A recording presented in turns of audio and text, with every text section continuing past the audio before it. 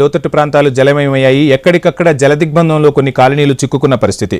ఇంకా కొన్ని కాలనీలు జలదిగ్బంధంలోనే ఉన్నాయి. నిజాంపేట శ్రీనివాస్ నగర్ కాలనీ నీట మునిగింది. ఇష్టారాజ్యంగా రోడ్లపై ఎక్కడ పడితే అక్కడ మ్యాన్ హోల్స్ ఓపెన్ చేయడంతో మున్సిపల్ అధికారులను నిలదీశారు స్థానికులు. కాంట్రాక్టర్ల నిర్లక్ష్యం వల్లనే కాలనీ నీట మునిగిందని మండిపడుతున్నారు. ఈ అంశంపై ఐ న్యూస్ ప్రతినిధి ప్రవీణ్ అందిస్తున్న గ్రౌండ్ రిపోర్ట్ ఇప్పుడు చూద్దాం. కురిసినటువంటి భారీ వర్షానికి నిజాంపేటలో ఉన్నటువంటి శ్రీనివాస నగర్ కాలనీ ఏదైతే ఉందో ఆ యొక్క వరద నీటిని మనం చూస్తూ ఉన్నాం. దాంట్లో మొత్తం టోల్గా కూడా ఆ యొక్క వరద నీటికి అయితే ఈ యొక్క ప్రవాహం మొత్తం టోల్గా కూడా పొంగి ఈ యొక్క కాలువలు నిండిపోతున్నాయి. సుమారుగా మనం ఎక్కడైతే స్టార్టింగ్ పాయింట్ చూసామో అక్కడ నుండి ఇది ఎండింగ్ పాయింట్. ఇక్కడ ఈ యొక్క కాలనీ ఏదైతే ఈ యొక్క నాలా ఉందో ఈ నాలాలోకి కలవడం జరుగుతుంది. ఇది మొత్తం టోల్గా కూడా ఇది ఎండింగ్ పాయింట్. సుమారుగా 2 కిలోమీటర్ల మేర అయితే ఉధృతంగా ప్రవహిస్తుంది. ఈ నాల కూడా ఇప్పుడు మొత్తం టోల్గా ఉధృతంగా ప్రవహిస్తుంది. దీనికి ఆనుకొని ఉన్నటువంటి కాలనీలు ఏవైతే ఉంటాయో ఆ కాలనీలు మొత్తం టోల్గా కూడా మునిగే ప్రమాదం ఉంది. కాబట్టి అటు జిహెచ్ఎంసీ అధికారులు కూడా మొత్తం టోల్గా కూడా పరిశీలన చేస్తున్నారు. దీనికి శాశ్వత పరిష్కారం కావాలంటూ స్థానికులు అయితే చెప్తూ ఉన్న పరిస్థితులని మనం చూస్తున్నాం. ఎక్కడ చూసినా కానీ ఇక్కడ ఉన్నటువంటి ఈ కాలనీ అయితే రాత్రి నిన్న కురిసినటువంటి ఈ యొక్క ఏదైతే వరద ఉందో ఆ యొక్క వర్షానికి ఈ వరద మొత్తం టోల్గా ఇళ్లలో కూడా చేరినట్టుగా తెలుస్తుంది. అయితే నిన్నటి వరకు మొత్తం మోకాల లోతు నీళ్లు ఉందంటూ కూడా చెప్తుంది. ఇక్కడ నుంచి వెళ్ళడానికి కూడా రావట్లేదు అంటూ చెప్తున్నారు. కాలనీ వాసులు మొత్తం టోల్గా కూడా ఇటు జిహెచ్ఎంసీ అధికారులను నిలదీస్తున్నటువంటి పరిస్థితులను మనం చూస్తున్నాం. కాలనీ వాసులు మొత్తం టోల్గా కూడా ఏవైతే జిహెచ్ఎంసీ అధికారులతో కూడా అయితే ఈ ఆర్గ్యుమెంట్ చేస్తూ ఉన్నారు. దానికి సంబంధించిన పరిష్కారం కొరకు జిహెచ్ఎంసీ అధికారులతో కాలనీవాసులు ఉన్నారు. మాట్లాడి తెలుసుకుందాం. చెప్పండి, ఎన్ని రోజుల నుండి ఈ ప్రాబ్లం కొనసాగుతుంది? ప్రాబ్లం అండి 3 years నుంచి సేమ్ ప్రాబ్లం అండి. 3 years నుంచి వాటర్ అయితే వెళ్ళట్లేదు. ఇక్కడ నుంచి మేము ఎన్నో రకాల చెప్పి చూసాం, కంప్లైంట్ ఇచ్చాం. ఇక్కడ దీంట్లో డ్రైనేజ్లో బ్లాక్ అయ్యి ఉందండి. డ్రైనేజ్లో స్టీల్ ఉంది, షట్టరింగ్ మెటీరియల్ ఉంది. అది అలా వదిలేసి దాన్ని యాజ్ ఇట్ ఈజ్గా దాన్ని కాంట్రాక్ట్ వెళ్ళిపోయాడు ఇంతకుముందు. అది తీయమని మేము చాలాసార్లు రిక్వెస్ట్ చేసాం. దానివల్ల డ్రైనేజ్ రివర్స్ పొంగుతుంది అక్కడ. అది కూడా మేము ఎప్పటికప్పుడు టెంపరీ చేసుకోవటమే తప్పితే ఎస్ఎన్డిపి కెనాల్లో బ్లాక్ అయ్యి ఉంది. ప్లస్ ఎప్పటికప్పుడు టెంపరీ చేయడం తప్పితే పర్మనెంట్గా సొల్యూషన్ అనేది రావట్లేదు. ఇప్పుడు అధికారులు మీ దగ్గరనే ఉన్నారు, జిహెచ్ఎంసీ అధికారులు మీ దగ్గరనే ఉన్నారు. అయితే కాలనీ సమస్యలు మీరు ఎదుర్కొంటున్నారు కాబట్టి అధికారి మీ దగ్గరనే ఉన్నారు కాబట్టి ఏం చెప్పదలుచు? వాళ్ళకి రిక్వెస్ట్ చేస్తున్నాము, దాన్ని సరి చేయమని చెప్తున్నాము. తర్వాత వాళ్ళ ఇష్టం. మేము చేయగలిగేదే ఉంది అందులో. మేము చెప్తున్నాము, మేము చేయగలిగింది మేము చేస్తున్నాము. మాకు మాన్యువల్గా చేయగలిగింది మా వర్కర్స్ మా వాళ్ళు వెళ్ళి మొత్తం తీస్తున్నారు. మట్టి అది తీసి క్లియర్ చేసుకుంటూ వస్తున్నాము. తర్వాత వాళ్ళ ఇష్టం. సొంతంగా మీరు చేసుకుంటున్నారు అంటే ఎప్పటికప్పుడు మేము చేసుకోవటమేనండి. ఎప్పటికప్పుడు రాత్రి అయితే ఒక మనిషి వెళ్ళిపోయాడు, దాంట్లోకి లాగాము బయటికి. మీకు దాంట్లో వీడియోలు కావాలంటే వీడియోలు కూడా ఇస్తాం. ఒక మనిషి బండి వెళ్ళిపోయిందండి రాత్రి మ్యాన్హోల్లోకి. మేము వర్షం వచ్చిందంటే కనీసం 10 మంది అక్కడ చుట్టుకుని కాపలా గాయాల్సి వస్తుందండి. మనిషి వెళ్ళిపోతాడేమోనని కర్రలు పెట్టి కాపలా గాయాల్సి వస్తుంది. ఇది మా పరిస్థితి. అయితే చూస్తున్నాం కదా. అయితే నిన్న మ్యాన్హోల్లో ఒక మనిషితో పాటు వెహికల్ కూడా వెళ్ళబోతుంటే కాపాడినామంటూ కూడా చెప్తున్నారు. అదేవిధంగా మరి స్థానికులు ఇంకా కొంతమంది స్థానికులు ఉన్నారు, అధికారులు కూడా ఇక్కడే ఉన్నారు.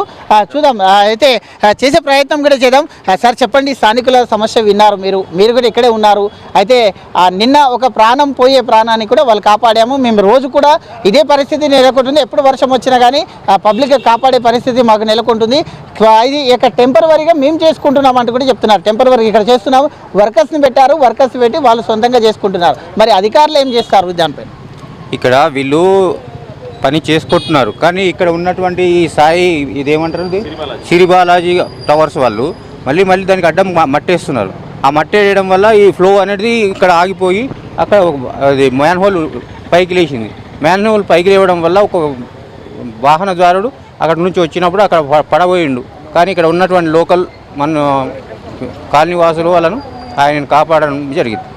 దీనికి పర్మనెంట్ సొల్యూషన్ అంటే ఇది మొత్తానికే తీసేసిన తర్వాత మళ్ళీ పెద్ద డయా తీసుకొని పెద్ద డయాతో ఇచ్చేస్తే ప్రాబ్లం సాల్వ్ అయిపోతుంది. అయితే ఇప్పుడు మీరు వాళ్ళు సమస్య మీకు చెప్పారు కదా, ఇప్పుడు సమస్య ఏంది? పరిష్కరించడానికి వచ్చామండి మేము. కాలనీవాసులు ఏం చెప్పారు? కాలనీవాసుల సమస్య ఏం చెప్పారు? మీరు పరిశీలించారు కాబట్టి అక్కడ ఈ మ్యాన్ హోల్ చాలా లోతుంది. ఆ లోతులోనే వాడు లాస్ట్ కట్టిపోయినటువంటి కాంట్రాక్టర్ ఎవడైతే ఉన్నాడో వాడు ఏం చేసిండు, మొత్తం అందులోనే సెంటరింగ్ వస్తువులు స్టీలు అంతా అందులో చేసి మీద కప్పేసి వెళ్ళిపోయిండు. దాన్ని తొలగించాలంటే మన ఇంజనీరింగ్ సెక్షన్ వాళ్ళకి మేము చేస్తాము. దాన్ని ఎస్టిమేట్ చేస్తారు, డిపిఆర్ రెడీ చేస్తారు. డిపిఆర్ రెడీ చేసిన తర్వాత దీనికి నాలని పెద్దగా చేయడానికి అవకాశం ఉంటుంది. ఎస్, అయితే ఇక్కడ అధికారుల డొల్లతనం స్పష్టంగా కనబడుతుంది. కాంట్రాక్టర్ కూడా ఎవరైతే కాంట్రాక్టర్ ఉన్నారో కాంట్రాక్టర్ ఆ యొక్క నిర్మాణం చేసిన తర్వాత ఆ వస్తువులని దాంట్లోనే వదిలిపెట్టిన పరిస్థితిని అయితే ఎక్కడ చూడలేము, ఇక్కడే కనబడుతుంది. అయితే ఈ యొక్క ఏదైతే ఈ యొక్క మాన్యువల్ ఉందో ఆ మాన్యువల్లో నిన్న ఒక మనిషి పడిపోతే స్థానికులు కాపాడారు. అయితే అక్కడ మనతో పాటు ఇంకా కొంతమంది స్థానికులు ఇదే అంశం పైన మాట్లాడడానికి మనతో కొంతమంది స్థానికులు ఉన్నారు. బ్రదర్ చెప్పండి, ఎన్ని రోజుల నుంచి ఈ సమస్య జరుగుతుంది? అధికారులు కూడా ఇక్కడే ఉన్నారు, మరి ఏం చెప్తున్నారు? ఇది ఆల్మోస్ట్ ఇక్కడ నేను వచ్చి 6 ఏళ్ళు అయిందండి. 6 ఏళ్ల నుంచి ఇక్కడ ప్రతి వర్షాకాలంలో ఇదే ప్రాబ్లం మాకు. ఈవెన్ ఒక ఎండాకాలంలో ఒక 3-4 సెంటీమీటర్ల వర్షం పడిందంటే రోడ్డు బ్లాక్ అయిపోతుంది. ఇక్కడికి వచ్చేవాళ్ళు ఎప్పుడు భయపడ్డారు, బండ్లు కింద పడితే పిల్లలు కింద పడుతున్నారు. అదొకటి, వర్షానికి రోడ్డు ఇది నీళ్లు నిండటం ఒకటైతే దోమల బాధ ఇంకొకటి. ఈ వర్షం పడి ఆగిపోతుంది, అసలు బయటికి వచ్చి నిలబడేటట్టు లేకుండా అయిపోతుంది. మా దగ్గర ప్రాపర్టీ ట్యాక్స్లు వసూలు చేసుకోవడానికి మున్సిపల్ కార్పొరేషన్ వాళ్ళు వస్తారు తప్ప ఇక్కడ ఒక శానిటేషన్ కానీ రోడ్స్ క్లీనింగ్ కానీ ఎందుకు పనికిరాని మున్సిపల్ కార్పొరేషన్ దగ్గర మేము ఉన్నందుకు చాలా ఫీల్ అవుతున్నాం. అసలు ఈ మేడ్చల్ మల్కాజిగిరి కాన్స్టిట్యుయెన్సీలో ఉండకూడదు మా నిజాంపేట, అంతే. ఇది మా రిక్వెస్ట్. అసలు ఒక్క కమిషన్ మంచిది కాదు. నేను ఆల్మోస్ట్ 7-8 ట్వీట్లు పెట్టాను. సార్ ఇక్కడ మా దగ్గర దోమల ప్రాబ్లం ఉంది, వాట్సాప్లో పెట్టారు, ఏమీ లేదు. మధ్యలో ఒక చోట పార్కుల దగ్గర ఒక కోత వచ్చి వీరంగం చేస్తుంది, ఒక 15 మందిని గరిచింది, దానికి వాట్సాప్ పెట్టాం, దానికి రెస్పాన్స్ లేదు.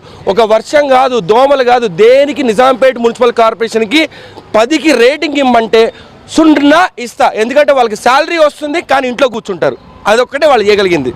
ఎస్, అయితే ఈ సమస్యకు పరిష్కారం తీరాలంటే ఖచ్చితంగా ఏదైతే కాంట్రాక్టర్ ఉన్నారో కాంట్రాక్టర్ పైన విజిలెన్స్ ఎంక్వైరీ చేసేసి దాన్ని మొత్తం టోల్గా కూడా ఇది చేయాలి.